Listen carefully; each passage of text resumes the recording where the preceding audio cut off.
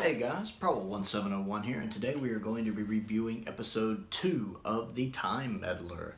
And it's interesting, I'm enjoying watching the story progress. I really like that there's a lot of focus on Steven and Vicky here and the guest characters. Now part of this is because Hartnell's obviously not there, but they do a pretty good job of covering it because you hear him through the cells sometimes. I will admit, I'm a little curious how the meddling monk got him from where he had him trapped with the cage into the cell, because you figure as soon as he lets him out to move him to the cell, the first Doctor would try something. It doesn't actually show that.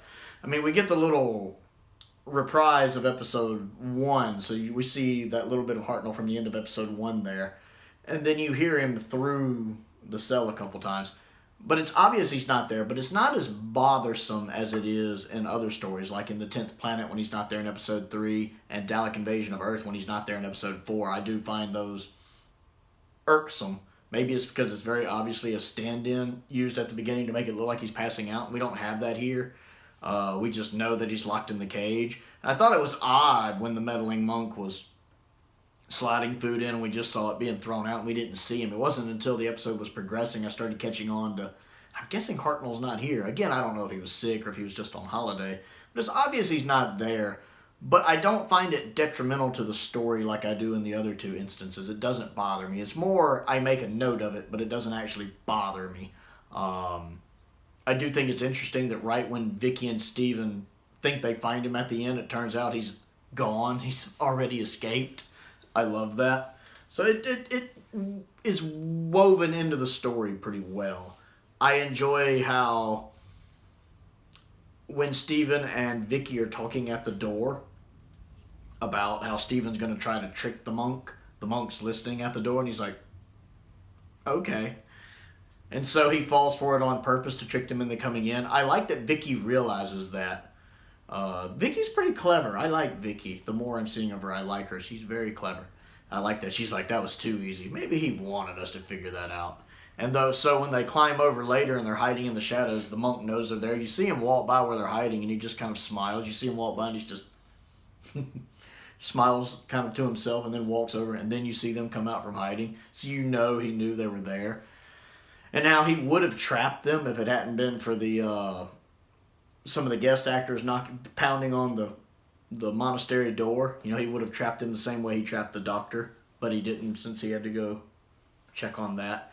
I enjoy seeing everything going on with the native people who live there, learning more about them. I enjoy the shots of the Viking ship. Like there's that one part where it shows the Vikings on the ship. I wonder if that's footage used from something else, the actual ship shots, if that's edited in from another program, or if they actually, because that looked really good. I thought that looked really impressive, the footage of the ship and seeing them on the ship. I thought that was really well done. And then, of course, them grappling hooking their way up. I enjoyed that. And how the guy's telling them try not to be seen. I like the fact that the one woman, the main guest star female, she knows something's up. She can tell just by looking around. She's pretty alert, her. I mean, they get the drop on her, but I like the fact she could realize something was going on, so she was hunting for them. And then, of course, they get the jump on her. I thought they'd killed her at first, because the next time we see her, she's just laying there with her eyes open like she's dead. And I was concerned. I was really worried. Like, I almost got put off the story right there. I was like, they just straight up killed her? It's not until, like, a minute later when you see them, you know, she's kind of trying to talk, saying Vikings, that I realized she's still alive, because her eyes were, like, open, like she was dead. Like, I thought she was dead. I was like, whoa, isn't this supposed to be a children's show at this point? Whoa.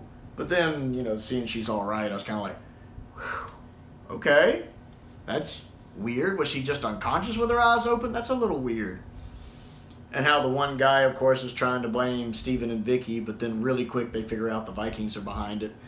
The staged fight when they're fighting the Vikings toward the end is like a lot of early Doctor Who, 60s Doctor Who, especially Hartnell Doctor Who, where it definitely looks like they didn't really have time to rehearse it, and they only had time for one take. So it's get in there and mock fight. So it looks not the best. Not the worst. Looks better than the fighting in the Aztecs. Not the worst. But it still has that this wasn't rehearsed very well look to it.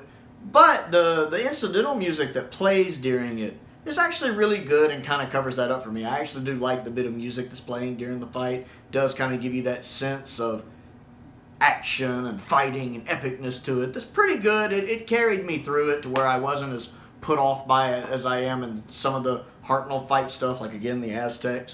So that actually came along pretty well for me.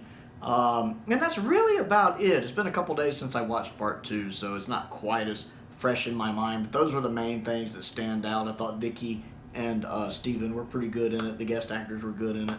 And I like the monk. The actor playing the monk does a lot of really good stuff with his face. So you can kind of tell. He seems like amused kind of sometimes by what's going on. And then you can tell when he's actually annoyed by what's going on. He does a lot of really neat stuff with his face, which I liked. And yeah, that's pretty much my main thoughts on episode 2. Nothing really in depth there. Halfway through the story, I am enjoying it thus far. What do you think of episode 2 of The Time Meddler? I would like to know, so comment down below and let me know. I want to give a shout out to Unknown289, I believe it was, who sent me this one. This was a DVD I was sent by one of my subscribers. I believe it was Unknown289 if I remember correctly. And I really appreciate him sending it. It's been really pretty awesome seeing all the stuff that's been coming in lately. Being able to read some of the missing stories I've never read, and being able to see some of the DVD, some of the stories I've never seen on DVD is pretty awesome.